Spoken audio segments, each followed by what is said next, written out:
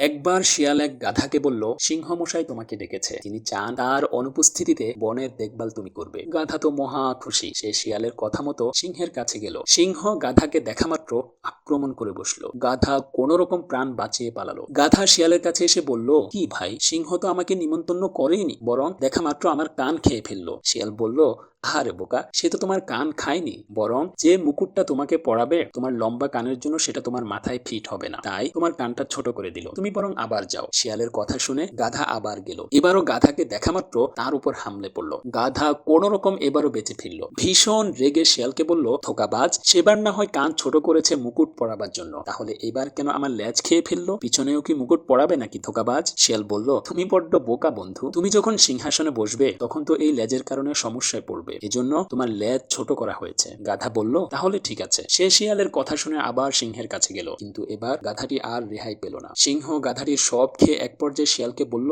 কি ভাই, এই গাধাটার সব পেলাম কিন্তু মগজ পেলাম না কেন? শিয়াল বলল, রাজামশাই, ওর সবকিছুই ছিল, শুধু মগজ ছিল না। মগজ থাকলে তো দুবার ধোঁকা খাওয়ার পরেও আপনার কাছে আসতো না। প্রিয় ভাই বোনেরা, 12 তারিখ গাধা হয়ে যাবেন না। আপনি আওয়ামী লীগ করেন, বিএনপি করেন, জামাত করেন অথবা এনসিপি করেন, রাতে চোখ বন্ধ করে ভাববেন আপনার পছন্দের প্রার্থী ইনসাফ প্রতিষ্ঠা করবে কিনা। যদি হ্যাঁ হয়, চোখ বন্ধ করে ভোট দিবেন। অন্যথায় কোন চাঁদাবাজ, দুর্নীতিবাজ, জুলুমকারী, আমানতের খেয়ানতকারীদের ভোট দিবেন না। মনে রাখবেন, কারোর ভালো কাজে আপনার যদি সমর্থন থাকে সেটার সমান অংশীদার আপনি হবেন, আর কারো খারাপ কাজে সমর্থন যদি আপনি দেন সেটারও সমান অংশীদার আপনি হবেন।